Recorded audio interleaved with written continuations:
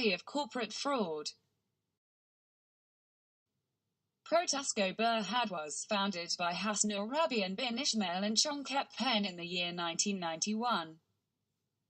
Protasco went IPO in Bursa, Malaysia in the year 2003.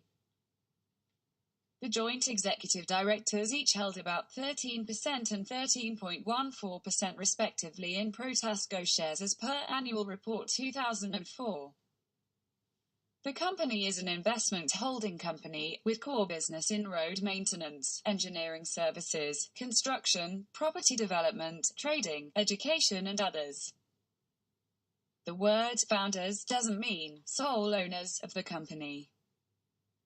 Chong Ket Pen is not the sole owner of Protasco.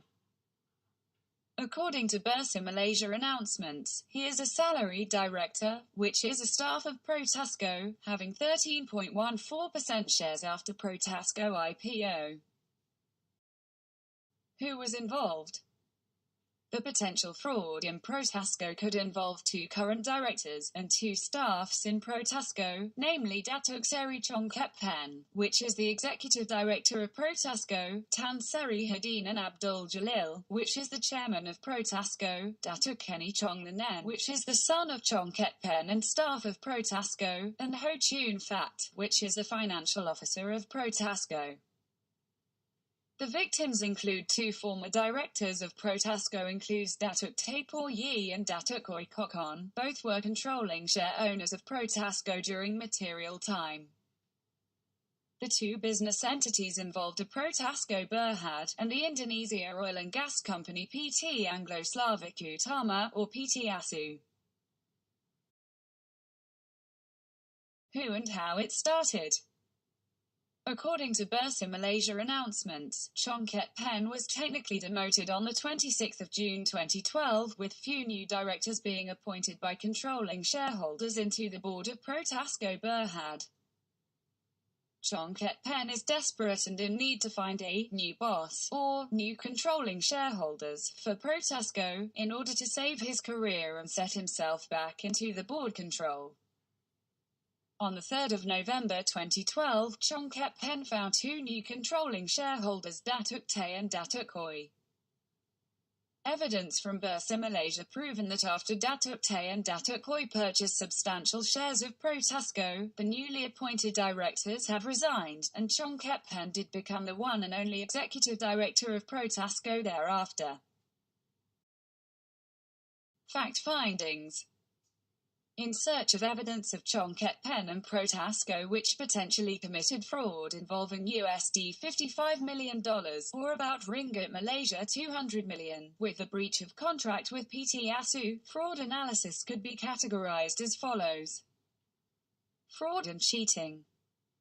Around October 2012, Chong Ket Pen misleads victims, Datuk Tay and Datuk Oi, into buying Protasco Bhd controlling shares, at cost of estimated Ringgit Malaysia 100 million.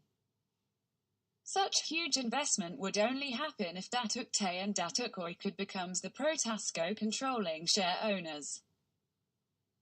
Apparently, Datuk Tay and Datuk Oi were cheated by Chong Ket Pen to buy over Protasco, only to discover that they are being used and betrayed by Chong Ket Pen 2 years later.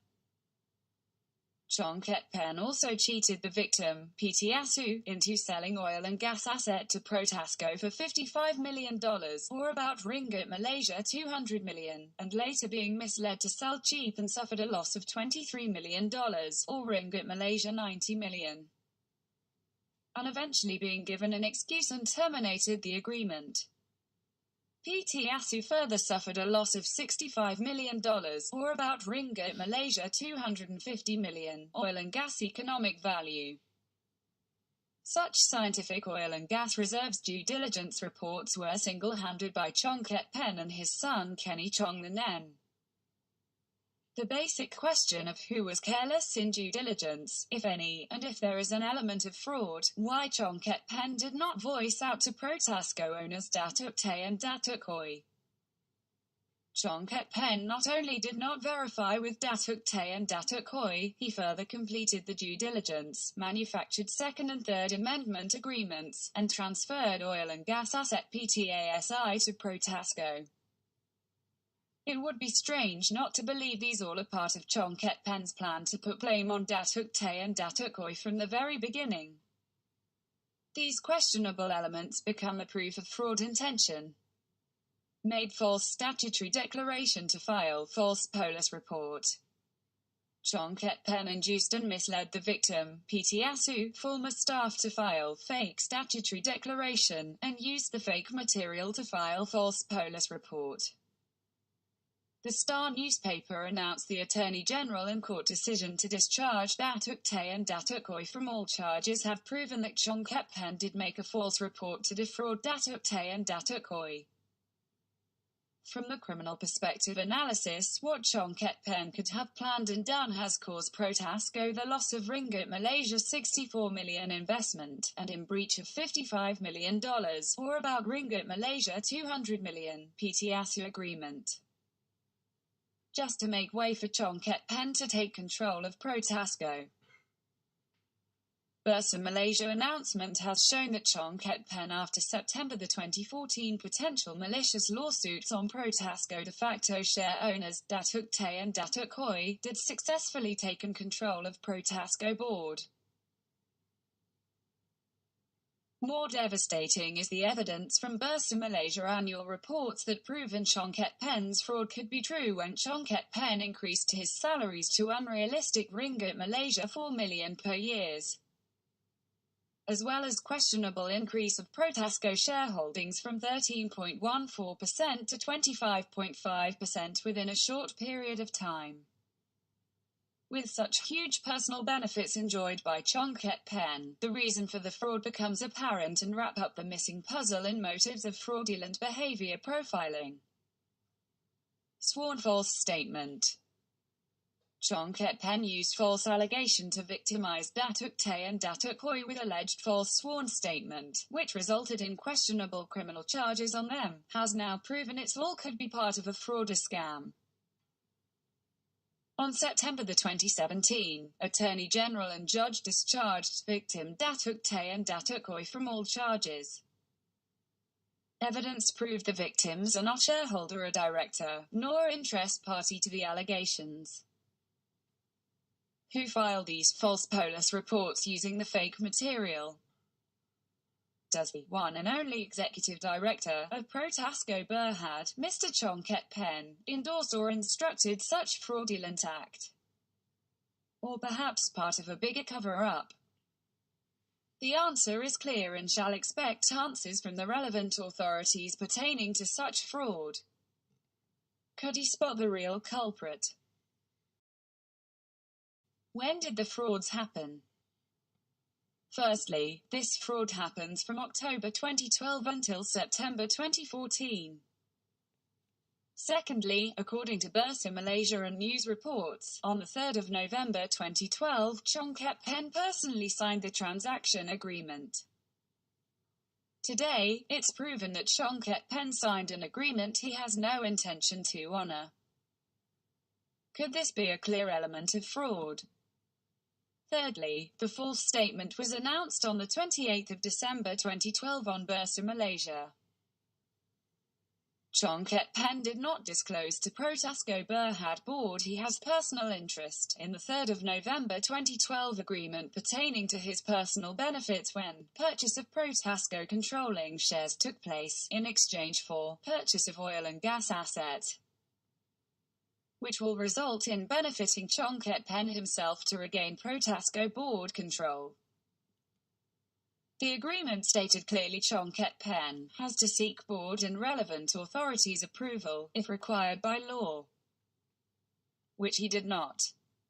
This is another proof of fraud and reason why Chong Ket Pen needed a scapegoat and someone else to blame to cover up his potential wrongdoing.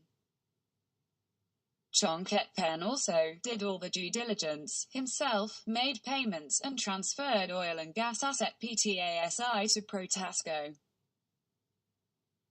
If there were anything not right, why Chong Ket Pen did not ask the Protasco share owners Datuk Tay and Datuk Oi to find a solution and solve the problem. Instead he quietly put a blame Evidence today could indicate that Chong Ket Pen could have planned from beginning the entire scam to put a blame on Datuk Tay and Datuk Khoi. Could this be another proof of fraud? Chong Ket Pen has misled PT Asu to enter into second and third addendum agreements with the intention to cheat and set a stage to put blame and terminate the agreement. Chong Ket Pen objective is never on honouring his 3 November 2012 agreement, nor the 28 December 2012 sales and purchase agreement. Chong Ket Pen only has an ultimate motive, which is to induce, mislead and uses Datuk Tay, Datuk Khoi and PT Asu as the alibi to take control of Protasco for his personal benefits, and ditches them when it's done. The result of such huge scam is that Chong Ket Pen could have cheated PT Asu and in breach of the US $55 million agreement. In the process, Chong Ket Pen could have sacrificed and caused Protasco the loss of Ringgit Malaysia's $64 million investment to make way for his personal benefits. How was fraud discovered? The fraud was discovered by Datuk Tay and Datuk Khoi in September 2014, when they were suddenly sued by Protasco Bhd. The element of fraud could be found when Datuk Tay and Datuk Khoi were not informed there is an issue in the entire scam period designed by Chong, from the 3rd of November 2012 until September 2014, including the due diligence period, misleading second and third oil and gas addendum agreements, and the final scapegoat blame plan. Evidence could now prove that a fraudulent setup by Chong Ket Pen from the beginning is in fact true. Evidence of cheating and incriminating elements. Evidence was found out in order to victimize PT Asu and invalidating PT Asu agreement. Fake statutory declaration and false police report were manufactured as an excuse to fool authorities on money trail hoax in order to divert attention from Chong Ket Pen's true intention. The loss of oil contract is now proven a fraud and cheating instrument designed by Chong Ket Pen, and becomes a liability of Protasco, which is still on the court today. Evidence of money trail. Money trail found out Chong Ket Pen had raised his salary to Ringgit Malaysia 4 million per year, and Protasco cash position had decreased after Chong Ket Pen successful put blame on the victims and take control of Protasco. By putting blame on Protasco share owners Datuk Tay and Datuk Khoi, Chong's Protasco shares rise from 13.14% after IPO to about 25.5% today, worth about Ringgit Malaysia 100 million. Who benefited and took what?